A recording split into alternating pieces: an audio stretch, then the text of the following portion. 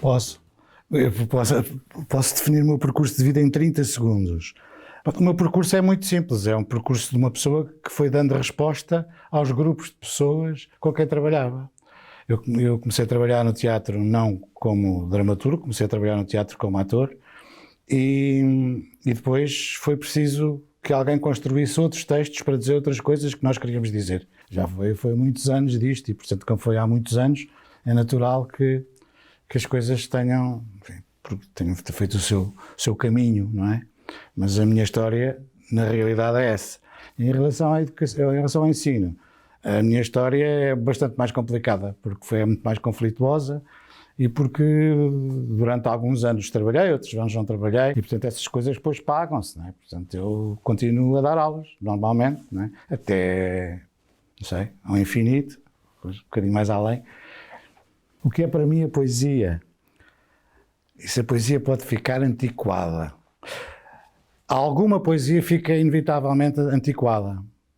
Eu vou-vos dar um exemplo que é muito, se calhar pouco justo, mas é um exemplo perfeito do que é uma poesia antiquada.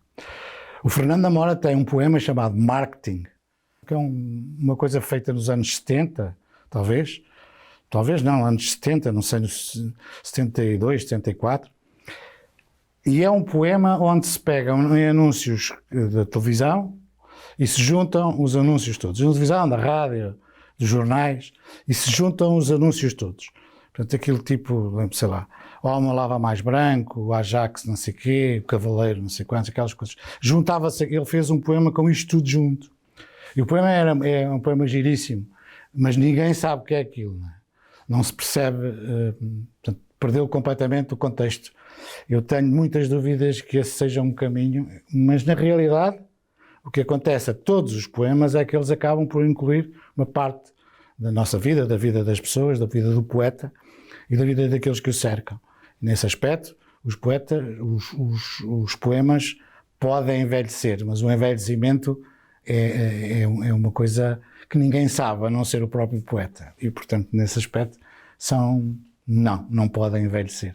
Eu não sei muito bem quantas peças escrevi e também não sei muito bem quantas é que foram editadas. Eu sei que foram feitas todas, exceto uma, e portanto foram muitas. Depois foram editadas bastantes também. Eu só faço o que me dá prazer. E na realidade isso foi sempre assim. O que me dá prazer é mesmo as três coisas.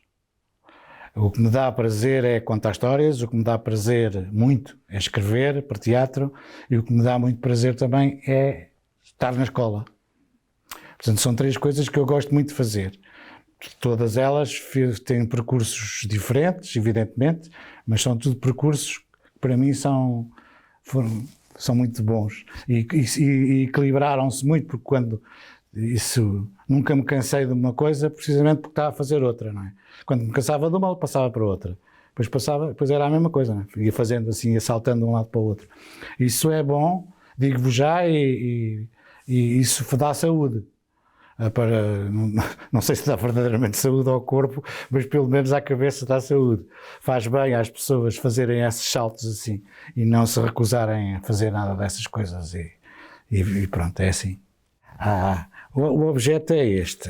Eu não sei se vocês conseguem ver este objeto. Isto é um esqueleto de um gato. E porquê é que eu trouxe isto e de onde é que eu trouxe isto? Trouxe da Cidade do México.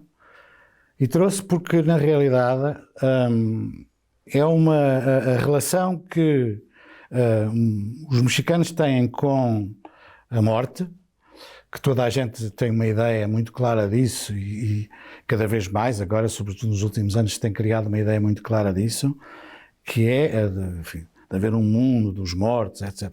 Eu admito perfeitamente que isso possa acontecer. E que haja pessoas que pensam essas coisas todas, a mim cheira-me que são mais os americanos do que pensarem que os mexicanos pensam assim do que os mexicanos a pensarem realmente. É como as margaritas e essas coisas assim, não é? Que se põe o sal à volta no copo, que é uma coisa que os mexicanos ficam todos a olhar com cara de parvo, porque aquilo só os turistas lá em baixo, ou então só os na fronteira com os Estados Unidos é que se faz aquela coisa, porque mais ninguém faz aquilo. E portanto a tequilha bebe-se. Pronto. Mas esta é uma conversa que tem a ver com isto, e é o que eu penso é que eles têm uma relação com a morte que é uma relação muito saudável. Isso tem uma abertura muito grande e é muito fácil as pessoas exprimirem sobre uma coisa que para nós, por exemplo, enfim, nós ocidentais, até aqui, estes europeus ocidentais, para nós é sempre uma relação muito complicada. Enfim, há pessoas que têm mais, outras que têm uma relação mais complicada, outras que têm uma relação menos complicada, mas toda a gente tem alguma, não é?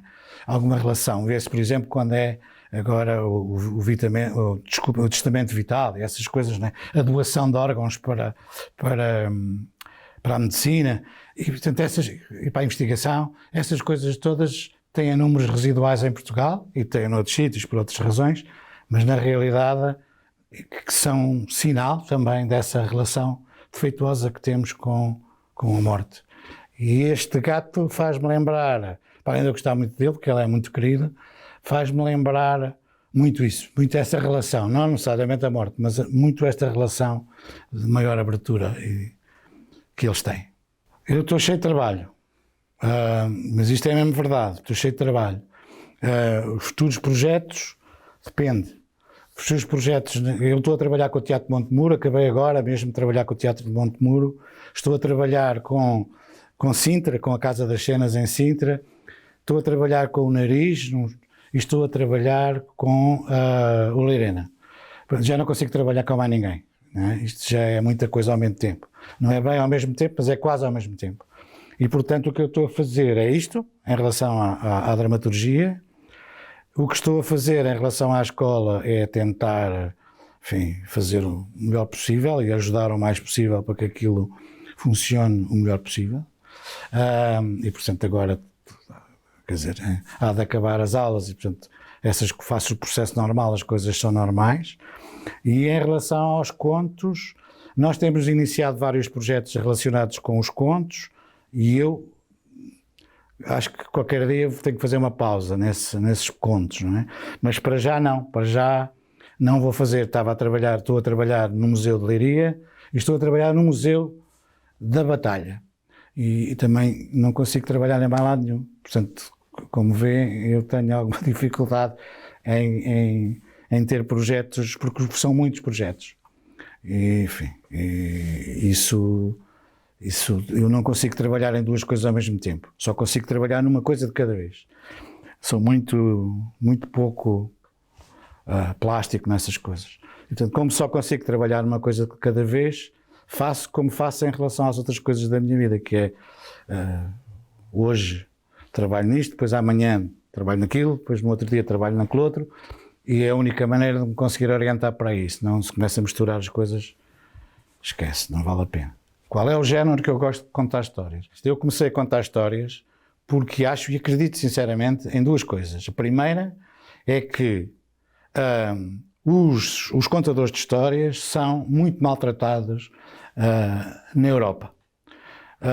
Não foi assim durante muitos anos, muitos séculos, e de repente, com os anos, e sobretudo a partir do século XIX, o que acontece é que a Europa começou a quebrar abruptamente com os contadores de histórias. Há muitas razões para isso, algumas são mais interessantes do que outras, mas há muitas razões para isso. Uma delas é o facto dos contadores de histórias se deslocarem em comunidades locais e, portanto, o esforço que é feito durante o século XIX, que é o esforço da escola pública, o esforço do investimento na escola pública como uniformização do país e criação de uma nação, digamos assim, com uma língua, não é? Se pensarmos, por exemplo, em França, que havia 70 ou 80 línguas diferentes, não é? Linguagens diferentes.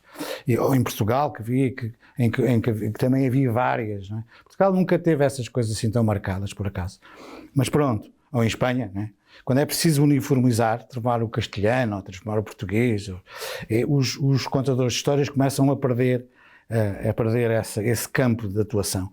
A outra coisa é que as histórias contadas, as histórias orais, né, são património da humanidade.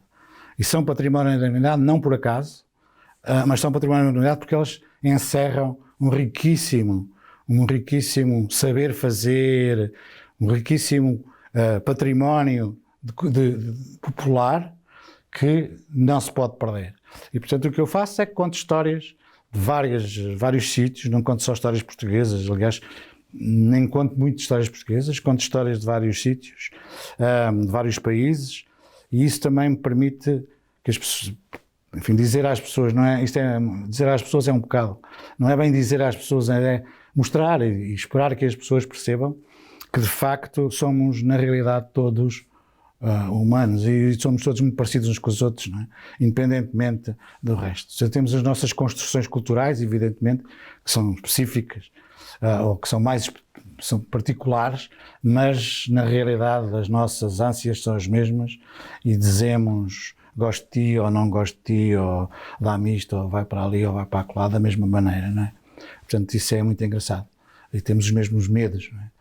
Portanto, Obrigada. não, obrigado eu.